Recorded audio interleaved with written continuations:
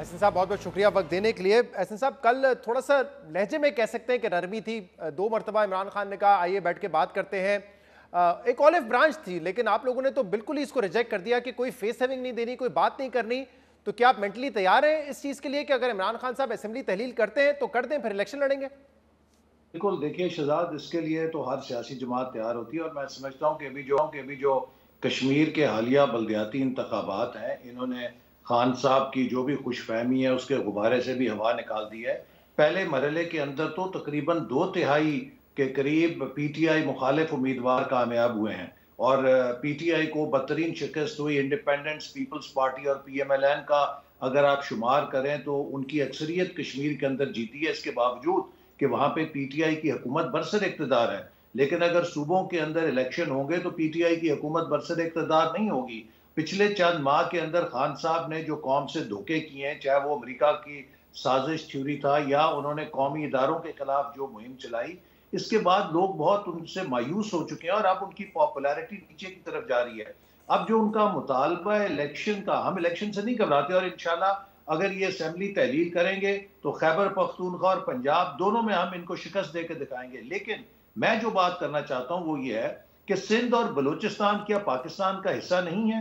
क्या हमें उन लोगों की उस तबाही का एहसास नहीं कि वो दो सूबे तो अगले 6-8 महीने उन लोगों के सरों पे छत डालनी है, उन लोगों का जो लुटा हुआ मता है उनको उस पे वापस लेकर आना है, जिंदगी में वापस लेकर आना है। अगले 6-8 महीने में तो आप सिंध बलूचिस्तान में इलेक्शन का नाम नहीं ले सकते। तो ये मियाँ वाली के जिला काउंसिल का इलेक्शन तो नहीं।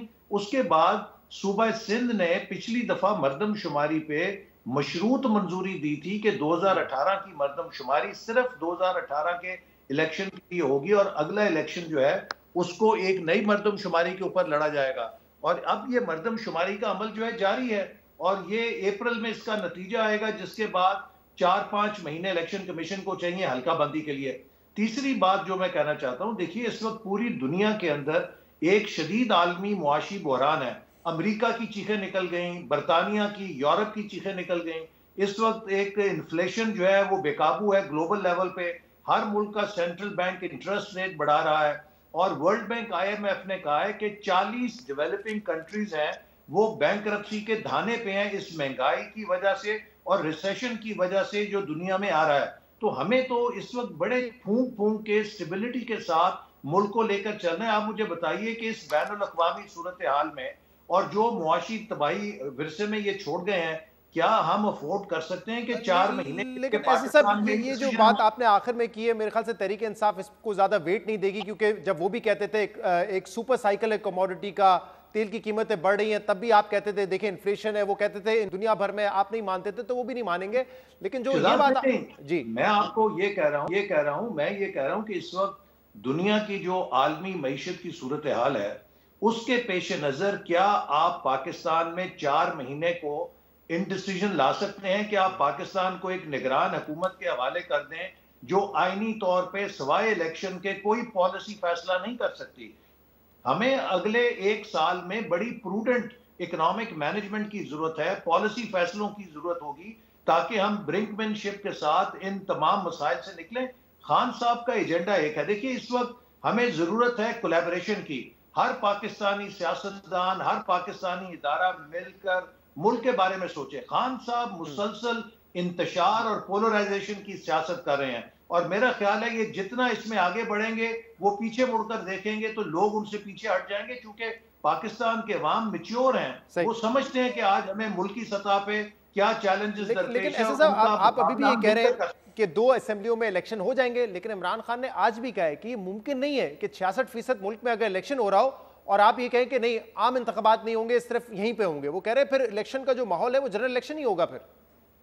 नहीं, वो देखिए 2 सूबों के कराना चाहते हैं वो कराएं, लेकिन आप मुझे बताएं कि सिंध और बलूचिस्तान में आप कैसे कराएंगे? सिंध के सूबे का मौकफ है कि नई मर्दमशुमारी के बगैर वो इंतखाबी नताइज को तस्लीम नहीं करेंगे। क्या आप अगले इलेक्शन को उसके होने से पहले ही मुतनाज़ा बनाना चाहते हैं कि एक फेडरेटिंग यूनिट जो है वो उनके नताइज को तस्लीम करने से इनकार कर दे? देखिए पूरा मुल्क एक शख्स की जिद और अना की भींट नहीं चढ़ाया जा सकता।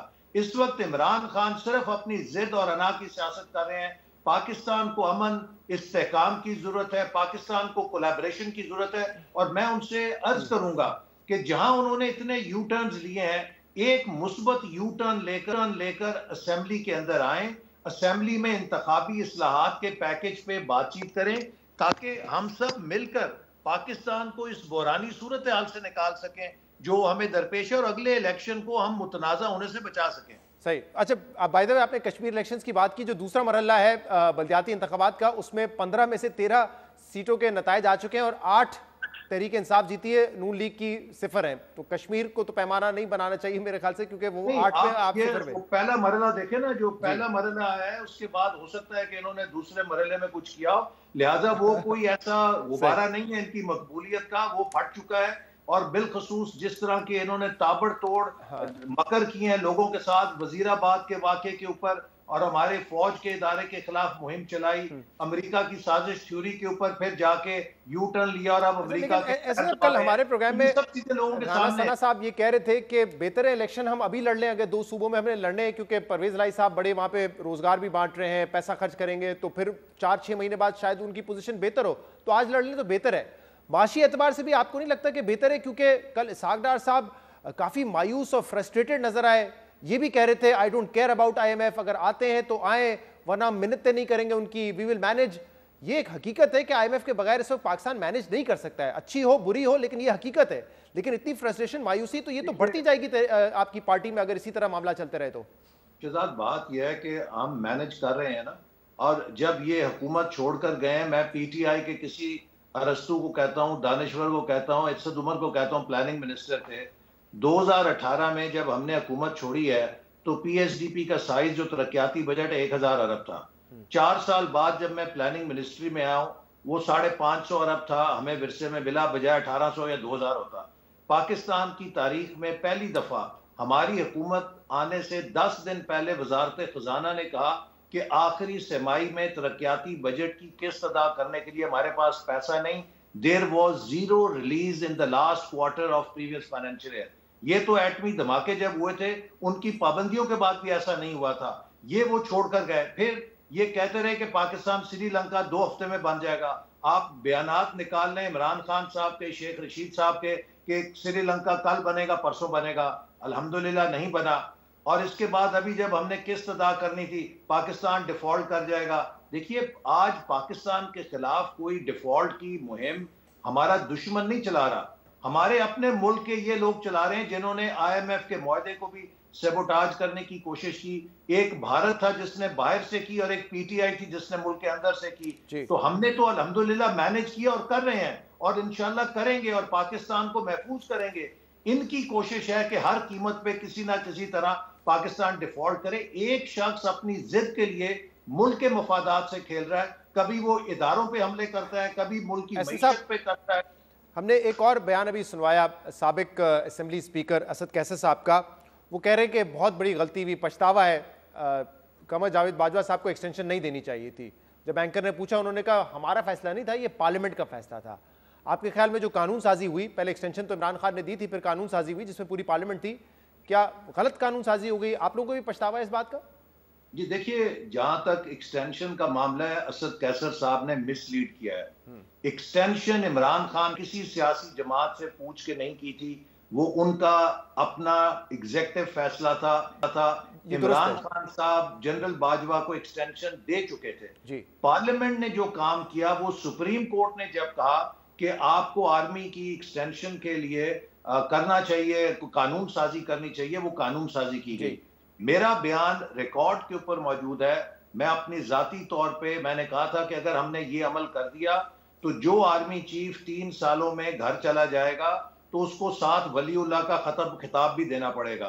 मैं समझता हूं कि ये कानून जो है, ये आर्मी के प्रोफेशनलिज्म और मेरिट का जो निज़ाम है उसकी रूह के खिलाफ है। और मुझे यकीन है कि अनकरीब शायद खुद फौज के अंदर से ये आवाज उठेगी कि हमें इसको रेक्टिफाई करना चाहिए और ऐसा नहीं होना चाहिए। और ये एक्सटेंशन जो है फौज के मेरिट के निजाम के लिए, ये बात आपकी दुरुस्त है। वैसे तो आइन में ये एक ऑप्शन के तौर पर है, लेकिन ये राइट के तौर पर इस्तेमाल होने लगेगा।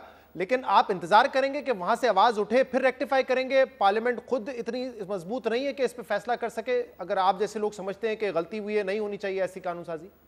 देखिए, ये इस किस्म की ये चूंकि फैसला साजी हसास है, कौमी सिक्योरिटी के मामलात की है, इस पे कंसेंसस से, जैसे पहले हमने भी कंसेंसस इसलिए किया कि हम फौज के किसी मामले के ऊपर कंट्रोवर्सी नहीं करना चाहते, और हमने भी वेंट अलोंग के फौज के मामले को अगर हम डिवीजन का और तनाज़े का जरिया बनाएंगे तो उसके हमारे फौज के मोराल पे और सिक्योरिटी पे असरात पड़ते हैं। तो इसलिए मैं समझता हूँ कि हमारा फर्ज है कि हम अपने कौमी सियासत में हमारे सिक्योरिटी के इदारों को किसी किस्म के तनाज़े से बाहर रखें, उनके प्रोफेशनलिज्म पे तवज्जो दें। और अब जो फौज के अंदर तब्दीली आई है, मुझे पूरा यकीन है कि जो नए आर्मी चीफ हैं उनकी बहुत as a professional soldier respect है, इदारे के अंदर भी इदारे के बाहर भी, और अब फौज एक प्रोफेशनल इदारे के तौर पे अपना किरदार अदा करेगी। उम्मीद करते हैं ऐसा ही हो। लेकिन जो आउटगोइंग आर्मी चीफ थे, जो कमर बाजवा साहब, उन्होंने अपने आखिरी खिताब में ये कहा कि फरवरी 21 के बाद, 2021 के बाद हम ए पॉलिटिकल हो गए, न्यूट्रल हो गए, हम सियासत से बिल्कुल हम दूर हो गए। Do you by that argument? Because मैं आज जरा कुछ पुरानी चीजें देख रहा था, 2021 फरवरी के बाद ही के इवेंट्स जिसमें इमरान खान ने वोट ऑफ कॉन्फिडेंस लिया, उस वक्त आप लोगों ने कहा कि बंदे पकड़ के दिए गए। सेनेट चेयरमैन सादिक संजरानी साहब दोबारा मिल गए, मुझे याद है मुसद्दिक मलिक साहब, मुस्तफ़ा नवाज खूकर साहब को कैमरे मिले थे। फिर आप लोगों ने कहा कि जो है जानिबदारी दिखाई गई इदारे की जानिब से। फिर कश्मीर के इंतखाबात पे आप लोगों ने यही इल्ज़ाम लगाए। ईवीएम का मामला हुआ, उसमें एमक्यूएम ने उस वक्त वोट किया पीटीआई के हक में। फिर बाद में जब आपके साथ दोबारा ईवीएम को रिवर्स किया गया तो एमक्यूएम ने कहा कि हमसे जबरदस्ती वोट लिए थे। तो आपको लगता है कि फरवरी 2021 के बाद वाकई ये पॉलिटिकल थी, न्यूट्रल थी? क्योंकि आज राना सनाउल्लाह साहब कह रहे हैं कि मोनिस लाई के बयान के बाद तो फिर इदारे को वजाहत करनी पड़ेगी अपने इस न्यूट्रलिटी के बयान के हवाले से। देखिए शहजाद, इसमें तो कोई शुबा नहीं है कि 2017-18 का एक मैनूवर हुआ, इस्टेब्लिशमेंट ने किया, जिसके तहत हमारी हुकूमत को आरटीएस के जरिए ख़त्म किया गया और इमरान खान साहब को बरसर इक़्तिदार लाया गया। ये तो अब एक ओपन सीक्रेट है, इसमें तो किसी के बताने की ज़रूरत नहीं। ये भी एक ओपन सीक्रेट है कि खान साहब को इस्टेब्लिशमेंट ने, चूंकि वो खुद लेकर आई थी, सर 21 के बाद बताएं, जितना इन्हें कामयाब करने के लिए मदद की।